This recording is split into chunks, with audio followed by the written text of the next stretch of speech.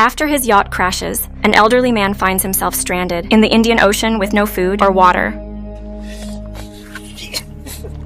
The male voice says it's currently July 13th, 4:50 p.m. He apologizes, admitting he tried to be honest, strong, kind, and loving, to do the right thing, but he didn't always succeed, and they know it, and he's deeply sorry. But now none of it matters anymore.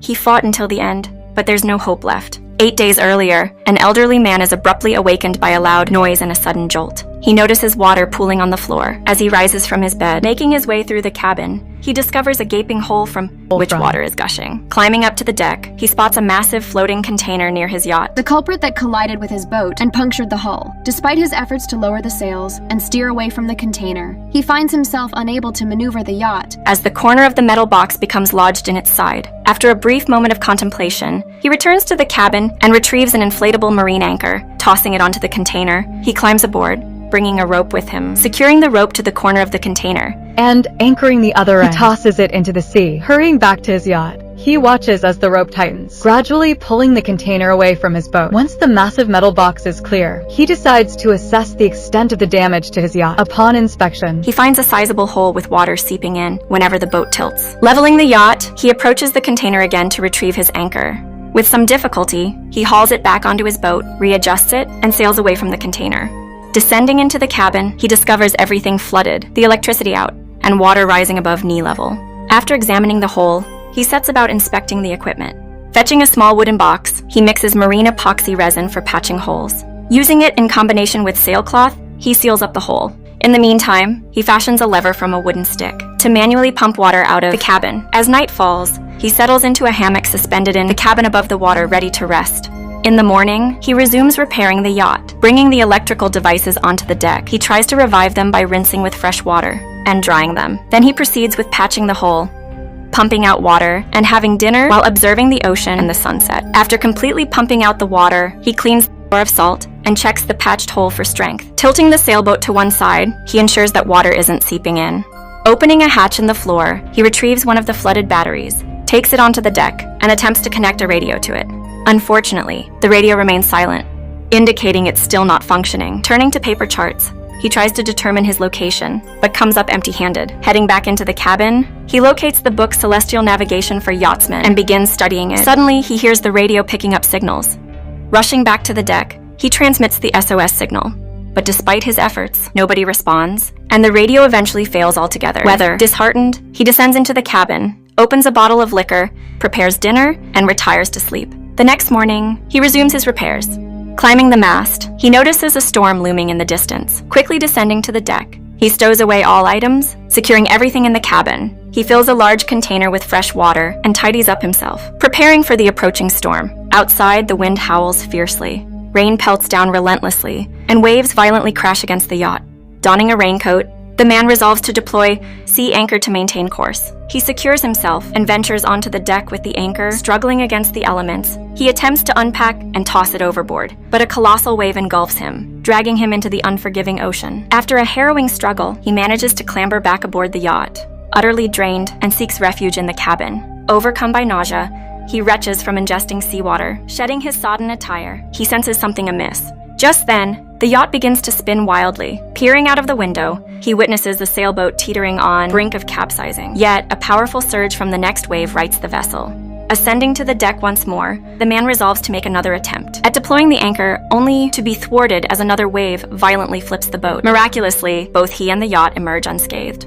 Surveying the damage, he notices the fractured mast. Weary beyond measure, he retreats to the cabin, but before he can take more than a few steps, the yacht lurches, sending him tumbling. His head collides with a post, and he loses consciousness. When he regains consciousness, he finds the sailboat flooded once more, water streaming in through breaches in the hull. Summoning all his strength, he manages to rise to his feet, retrieving the inflatable life raft.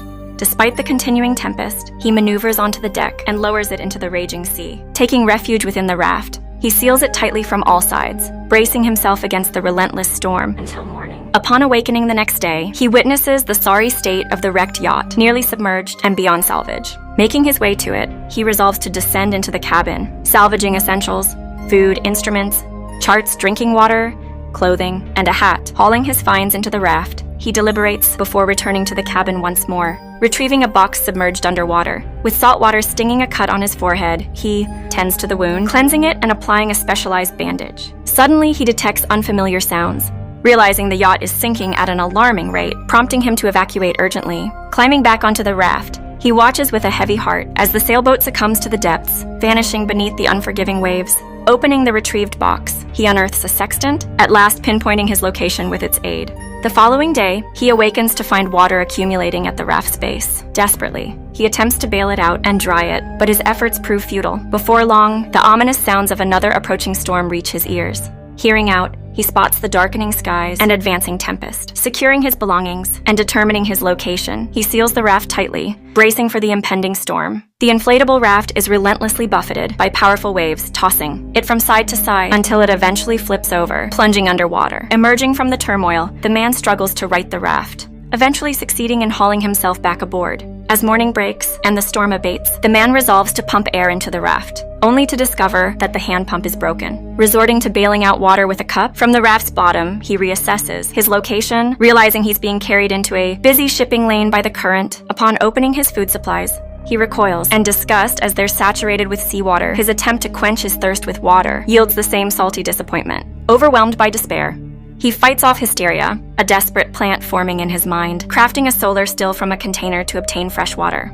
Spotting fish nearby, he improvises a fishing rod and casts it into the ocean. Meanwhile, a small amount of water accumulates in the makeshift still, providing him with a precious sip of refreshment. Consulting the sextant once more, he confirms his location in the shipping lane, filling him with hope as he scans the horizon for passing ships. After what feels like an eternity, a large vessel comes into view. Hastily searching for signal lights, he manages to ignite one in a bid for attention. However, his efforts go unnoticed, as the container ship sails past without noticing him. Frustrated and disheartened, he tosses the light into the water, watching the ship fade into the distance. Lost in his disappointment, he's slow to realize that he's hooked something on his makeshift fishing line. Slowly reeling it in, he's horrified to discover a shark caught on the line, accompanied by others swarming around his raft. At night, the man is jolted awake by the sound of a passing ship. Desperately, he grabs his flare gun and fires one flare, then another. Despite his efforts, the ship sails on, oblivious to his plight. In the morning, he takes a sip of water and determines his location again, only to find that he has drifted out of the shipping lane. Despair washes over him. Acknowledging the gravity of his situation, he decides to write a letter, seal it in a bottle, and cast it into the ocean, hoping someone might eventually find it. That night, exhausted and on the brink of losing hope, he wakes to the sight of distant ship lights. Reaching for his signal flares, he discovers they are all gone. Desperation fuels a new idea. He empties his container of water, stuffs it with paper, and sets it on fire. The initial flame is weak and likely invisible, so he adds more paper, fire, until it blazes fiercely. But the fire soon rages out of control, engulfing the entire raft. He jumps into the water, watching helplessly as his last refuge burns. Accepting the inevitability of his fate, he surrenders to the water, looking at the stars one final time as he starts to sink. As he descends into the depths, a sudden beam of a searchlight pierces through the darkness. A boat appears above him. With a final surge of strength, he propels himself upward, grasping the outstretched hand of his rescuer. What would you do if you were in the protagonist's place? Leave your answers in the comments below. Hit the like button and subscribe to the channel. See you in the next videos.